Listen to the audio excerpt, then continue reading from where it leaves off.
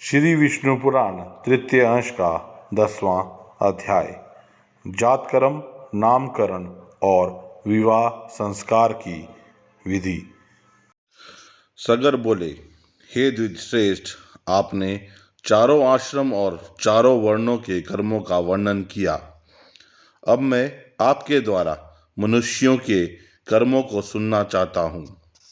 हे भृगुश्रेष्ठ, मेरा विचार है कि आप सर्वज्ञ हैं, अतएव आप मनुष्यों के नित्य, नैमित्तिक और काम्य आदि सब प्रकार के कर्मों का निरूपण कीजिए।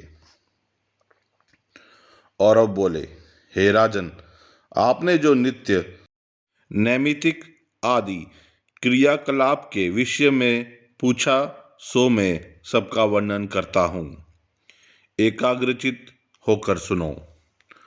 पुत्र के उत्पन्न होने पर पिता को चाहिए कि उसके जातकर्म आदि सकल क्रियाकांड और आभ्युदयिक श्राद्ध करे। हे नरेश्वर, पूर्वाभिमुख बिठाकर युगम ब्राह्मणों को भोजन करावे तथा द्विजातियों के व्यवहार के अनुसार देव और पितृपक्ष की तृप्ति के लिए श्राद्ध करे। और हे राजन, प्रसन्नतापूर्वक देवतीर्थ द्वारा नांदीमुख पितृगण को दही, जौ और बद्रीफल मिलाकर बनाए हुए पिंड दे, अथवा प्राजापत्य तीर्थ द्वारा संपूर्ण उपचार द्रव्यों का दान करे। इसी प्रकार कन्या अथवा पुत्रों के विवाह आदि समस्त वृद्धि कालों में भी करे। तदनंतर पुत्रोत्पत्ति के 10वें दिन पिता नामकरण संस्कार करे।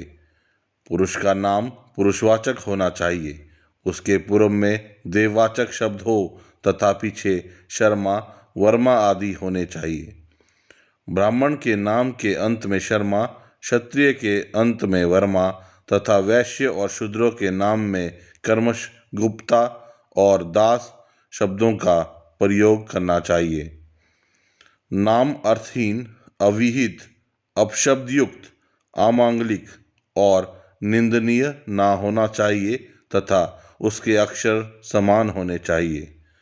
अति दीर्घ, अति लघु अथवा कठिन अक्षरों से युक्त नाम ना रखें। जो सुखपूर्वक उच्चारण किया जा सके और जिसके पीछे के वर्ण लघु हों, ऐसे नाम का व्यवहार करें। तदनंतर उपनयन संस्कार हो जाने पर गुरुगृह में रहकर विधिपूर्वक विद्याध्ययन करे।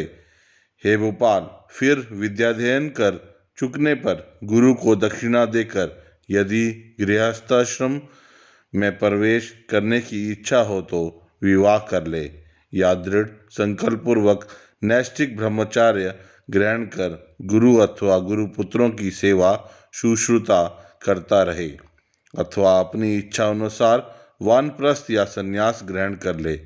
हे राजन, पहले जैसा संकल्प किया हो वैसा ही करे।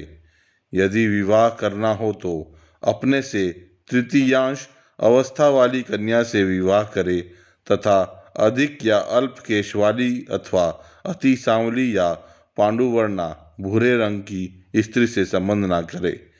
जिसके जन्म से ही अधिक या न्यून अंग हो, जो अपवित्र, रोमयुक्त, अकुलीना अथवा रोगिणी हो, उस स्त्री से पाणी ग्रहण ना करे। बुद्धिमान पुरुष को उचित है कि जो दुष्ट स्वभाव वाली हो, कटुभाषिणी हो, माता अथवा पिता के अनुसार अंगहीना हो, जिसके समक्षु मूछों के चिन्ह हो, जो पुरुष के से आकार वाली हो, अथवा घर घर शब्द करने वाली, अति मंद या कौवे के समान कर्णकटु स्वर वाली हो, तथा पश्चिम शून्य या गोल नैनों वाली हो, उस स्त्री से विवाह ना करे।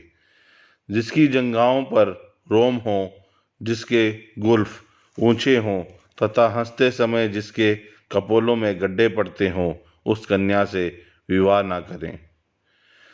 जिसकी कांति अत्यंत उदासीन ना हो, नख पांडुवर्ण हो, नेत्र लाल हों तथा हाथ पैर कुछ भारी हों, बुद्धिमान पुरुष उस कन्या से संबंध ना करे।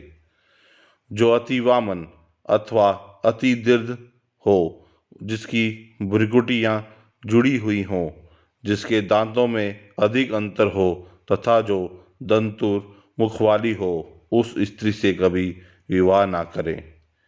हे राजन, मातृपक्ष से 5वीं पीढ़ी तक और पितृपक्ष से 7वीं पीढ़ी तक जिस कन्या का संबंध ना हो, गृहस्थ पुरुष को नियमानुसार उसी से विवाह करना चाहिए।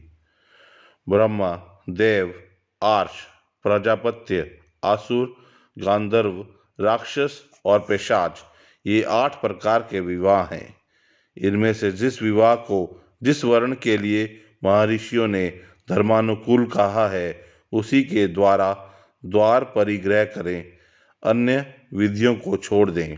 इस प्रकार सहधर्मिणी को प्राप्त कर उसके साथ गृहस्थ धर्म का पालन करें, क्योंकि उसका पालन करने पर वह महान फल देने वाला होता है। यह था श्री विष्णु पुराण के तृतीय अंश का 10वां अध्याय।